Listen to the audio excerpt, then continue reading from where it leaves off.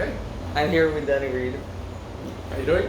the director of Limmud in Miami, and One of them. and the co-director of Limmud Yeah. Miami, and the director of education at the Holocaust Memorial. And we were talking just now about your experience with Limmud. There's some history, there's some understanding. Right. Please share with us. So, yeah, we'll talk about your idea too, because that's a great idea. But so the let's talk about volunteerism, right? Volunteering, wanting to get involved. You know, the founders of Limmud Miami, they have this amazing idea, right? Bring all aspects of the community together. That's what Limmud is all about. Orthodox, Reform, whatever, non-religious, religious, doesn't matter who you are. Big Tent Judaism. Full day of programming, anything and everything dealing with Judaism, text study, Jewish meditation, whatever you want. It's great. Virtual reality and Virtual Judaism. reality and Judaism. I mean, what do we have this year also? Kirtan Rabbi. So about community building, right? And we did it for 4 years in a row.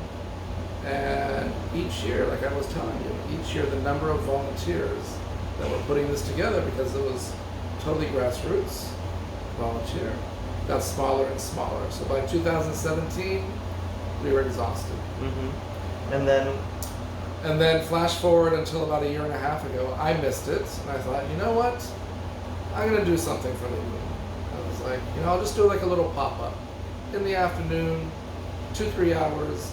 I called my synagogue. I'm a member of a local synagogue. I spoke to my rabbi. He said, no problem, you can have the space. And I thought it, I did it. I told the rest of the Limmud board, who we really hadn't done anything in quite a while. I said, I'm doing this. They said, okay, you're on your own. A couple people helped. And But you were saying that was like doing. Right. So that was the easy way of doing it. Was such an easy way. It was an easy way because it was, first of all, I was doing it with a synagogue who was active in the community, so I had a potential audience. I mean, we advertised it as much as we could as well, and I said, I'll keep it simple. In the late afternoon, well after lunch, before dinner, 3 hours, 3 sessions per hour, 9 people. I found the 9 people very, very quickly who were willing to present. And somebody who was a graphic designer put a couple flyers together and social media, and we got, and it was scheduled for the day, I mean, we didn't know it at the time, but it was scheduled on a Sunday afternoon, and it turned out it was the day after the shooting in Tree of Life Synagogue in Pittsburgh. And I just happened, I don't go to Beit Knesset a lot, I don't go to synagogue a lot, but I just happened that morning to feel like, I'm going to go to shul. Every once in a while we like to go to shul. Mm-hmm. I also like the Parshat Shavua, especially the beginning right after Simchat Torah, the Bereshit stories. Still happy parts before people started meddling. Exactly. Before it got complicated. And so we heard about the shooting in the Beit Knesset when a police car drove up and the cop stood guard in front of the synagogue. And the first thing I said to my rabbi was, we're not canceling. He said, of course we're not canceling. And 100 people showed up the next day. Wow. So that was great. It was a wonderful afternoon of just, I would say I started working on it about a month or 6 weeks before. And it really took, I would say, something like spontaneous like that. It took about, I would say, 8 to 10 hours to put together. And what was different between doing it with volunteers, this big event, to a small version? So, a couple things. One, and again, I say I did it, but of course I had help. No great thing was ever done by one man or a woman. So, correct. So, some of the staff of the synagogue helped. They helped with registration and everything like that. I had one person, Limmud board member, help with marketing. Mm-hmm. Okay, and a couple other people do help spread the word. Mm-hmm. We had one graphic designer who did a few things for us. So So allow me to yeah. phrase it. Yeah. I had a similar experience with creating a camp for Burning Man. Okay. So I had to do it alone a few times. The one, the Burning Man in Israel or the Burning Man in Nevada? Both. Oh, you did? Yeah. Okay. Oh, wow. That's on my bucket list. We'll go together.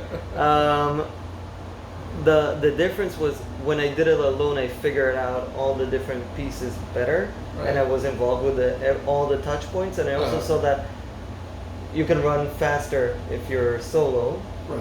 but if you want to go bigger and really like dedicate more time and to make sure the quality is maybe a little higher or stuff like that, but you also understand how to build your team.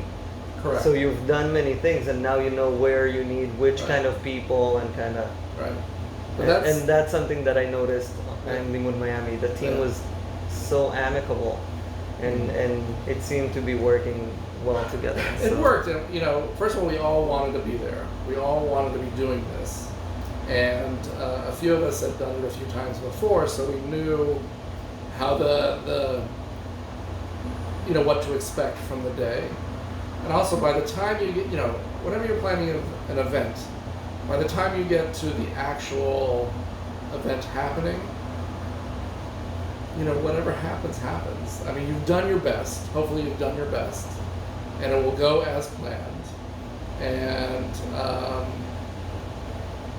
if something happens that throws a wrench into it, there's a couple ways you can react, And believe me, I've reacted both ways. I've let it bother me, which is not good.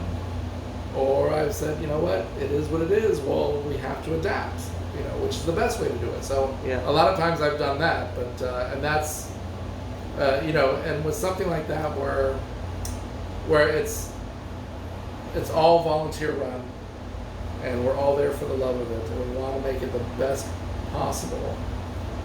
And a couple things happened during the day, and we handled them. How do you keep enjoying your own events? Did you enjoy your own event? Did I enjoy it? You know what? I was just so happy that it was finally there. I mean, I enjoyed the day, and it's great seeing everybody there. And you do attract, all aspects of the community. I saw people from all over Miami, so it was really, really great. But yeah, I enjoyed that atmosphere and just seeing everybody. You enjoying being a host? Yeah. So it was good. I was happy. Look, obviously I would have loved for another, we all would have want, any event that anybody runs, we want more people there. So I would have been ecstatic if maybe 100 more people, 150 more people had shown up. But again, we had 300, 350 people there.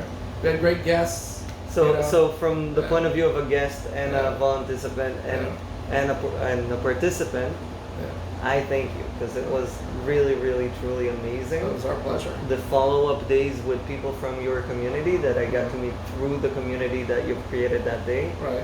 was inspiring, and I hope that great things are coming from it. I hope so. And I see a great future, I and hope so. really I thank you from the bottom of my heart. Well, that's what we want also. We want people to connect. You never know what connections you made. So I'll make sure to update you. Okay, sounds good. Thank you. All righty.